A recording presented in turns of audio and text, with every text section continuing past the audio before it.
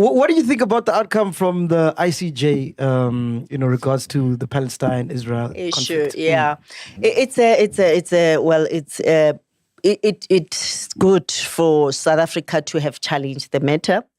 And we should have even got a clear message from that court, which said Israel should just cease fire. But then they were saying they shouldn't be conducting themselves in a way that will lead to genocide, which is good because we don't want a country like Israel, which reminds us of the apartheid South Africa, which is killing, maiming, and I mean, they just were in a mission, or they're still in a mission of annihilating the children of Palestine. So I think it's a very good move by South Africa in challenging that.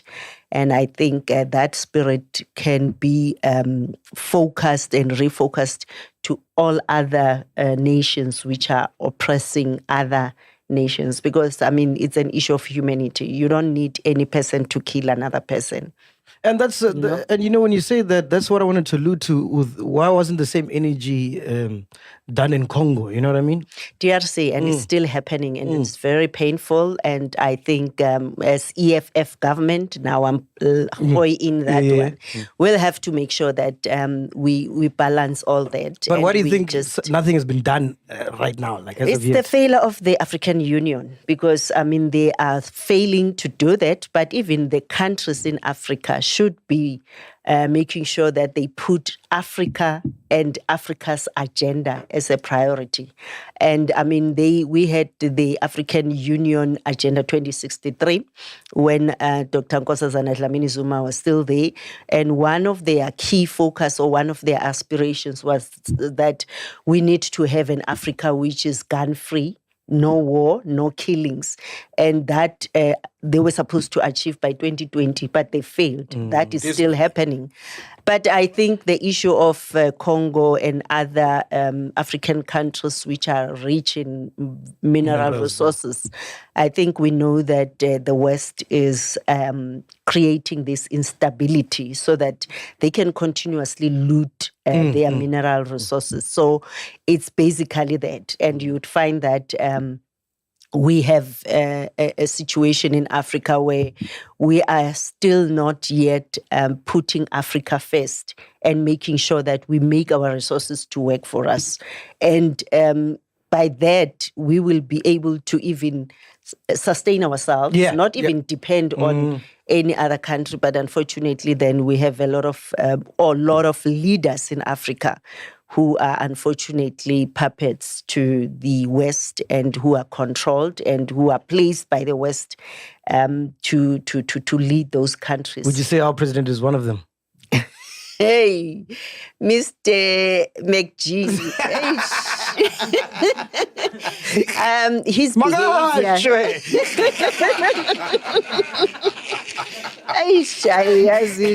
So early in the interview.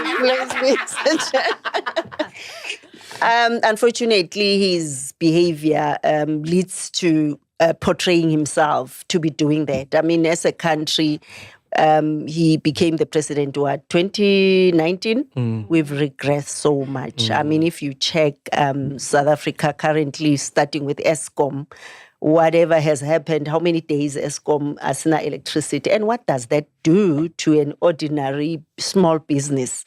Our livelihood, health, education, factory production, and everything. So we are now having highest unemployment. And you find a president who's very happy to say, as the ANC government, when I started, I have increased the number of people receiving social cards. Really now, I mean, then it means you are enslaving the generations to just depend on those crumbs. I think it's a serious challenge, because if you are that kind of a president who is taking care of his society and his community, I mean, you should be making sure that we don't have a situation like that. You give people 350. What are you doing?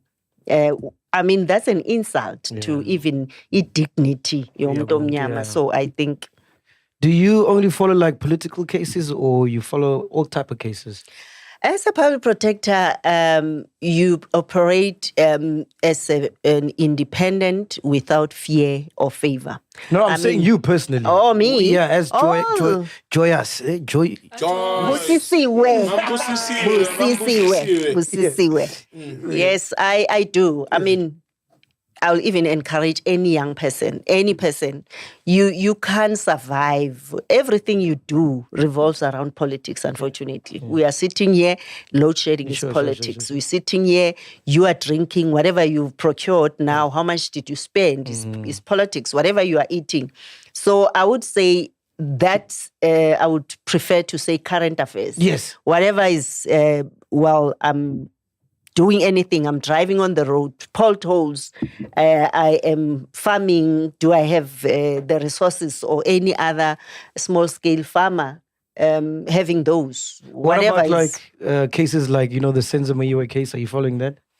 I do. And when I was the public protector, the father lodged a complaint as well about the delay in finalizing that particular matter. I met with the then Minister of Police. By then it was Fikile Mbalula. I met with the chairperson here, Orlando Pirates, so Dr. Khoza, and trying to find, because there were also a number of issues, the issues of maintenance, the insurance and stuff like that.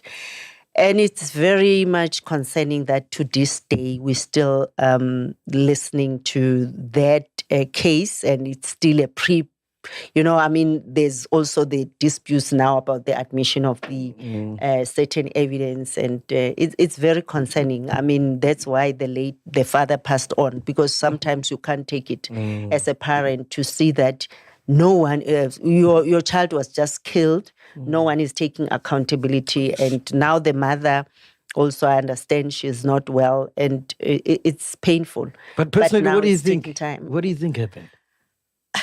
Hey, MacG. It's too much, ne? It's too much. Ne? Kuningi, yes. Kuningi. No, there's a lot in that particular matter, because, I mean, a straightforward murder case, you should be, first thing was to arrest all those who were in the house. Yes. You should have, taken statements, DNA. When you are a police, first thing you have to cordon the area, take all those DNA, interview everyone. People should have been charged by then, all those who were in the house, because then you take the matter to court, you call witnesses, you prove the case beyond reasonable doubt. So that was not done. I don't know why. Then there's another docket which was opened. It's crazy. Yes. What's that case? We were meant to speak about it on the Monday episode, the Stellenbosch thing. What was going on there?